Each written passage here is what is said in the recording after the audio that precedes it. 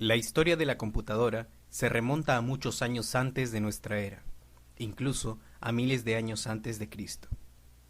Uno de los primeros instrumentos utilizados para calcular fue el ábaco.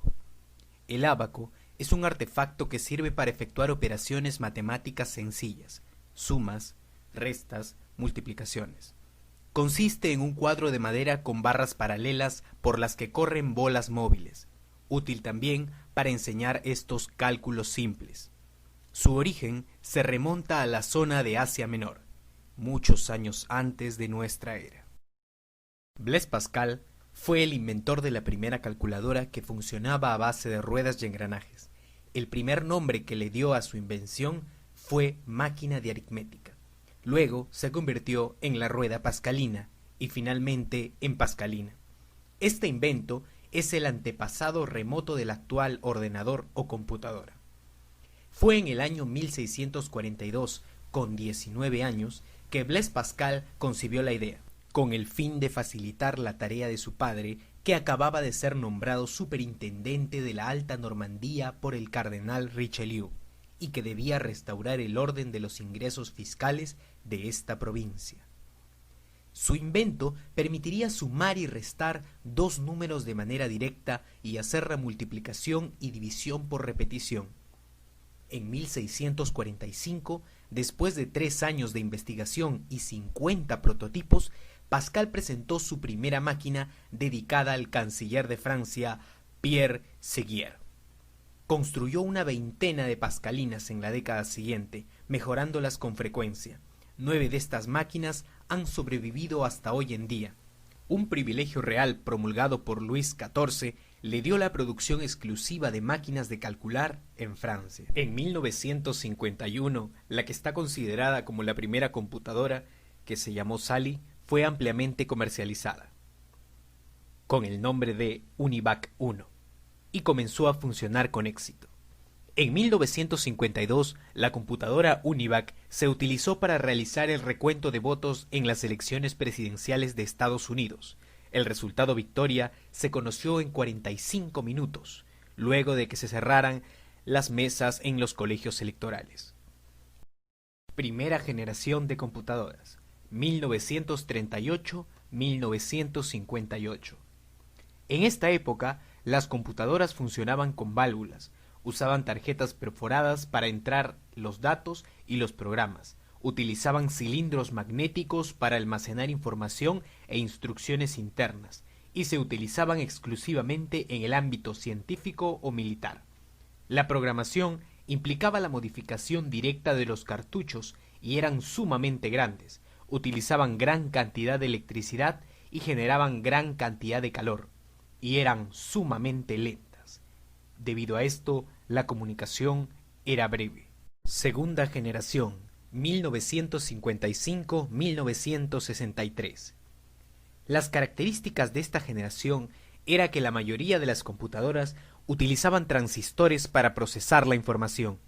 Los transistores eran más rápidos, pequeños y más confiables que los tubos al vacío.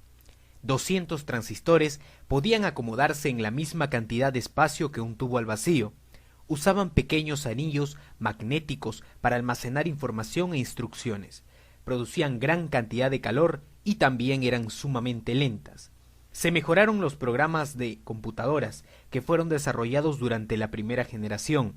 Se desarrollaron nuevos lenguajes de programación como COBOL y Fortran, los cuales eran comercialmente accesibles. Se usaban en aplicaciones de sistemas de reservaciones de líneas aéreas, control de tráfico aéreo y simulaciones de propósito general. La Marina de los Estados Unidos desarrolla el primer simulador de vuelo, computadora Whirlwind. Surgieron las minicomputadoras y los sistemas de terminales a distancia. Se comenzó a disminuir el tamaño de las computadoras. Aparecen muchas compañías y las computadoras eran bastante avanzadas para su época, como la serie 5000 de Burroughs y la Atlas de la Universidad de Manchester. Algunas computadoras se programaban con cinta perforadas y otras por medio de cableado en un tablero. Tercera generación, 1964-1970. Comienza a utilizarse los circuitos integrados, lo cual permitió abaratar costos al tiempo que se aumentaba la capacidad de procesamiento y se reducía el tamaño de las máquinas. La tercera generación de computadoras emergió con el desarrollo de circuitos integrados, pastillas de silicio, en las que se colocan miles de componentes electrónicos en una integración en miniatura. El PDP-8 de la Digital Equipment Corporation fue el primer mini ordenador. Cuarta generación, 1971-1983, fase caracterizada por la integración de los componentes electrónicos, lo que proporcionó la aparición del microprocesador, es decir, un único circuito integrado en el que se reúnen los elementos básicos de la máquina. Se colocan más circuitos dentro de un solo chip, LSI, Large Scale Integration Circuit, y VLSI, Very Large Scale Integration Circuit. Cada chip puede hacer diferentes tareas. Quinta generación, 1984-1989. Surge la PC tal cual como la conocemos en la actualidad. IBM presenta su primera computadora personal y revolucionaria en el sector informativo. En vista de la acelerada marcha de la microelectrónica, la sociedad industrial se ha dado la tarea de poner también a esa altura el desarrollo del software y los sistemas que manejan las computadoras. Sexta generación, 1989 hasta la fecha.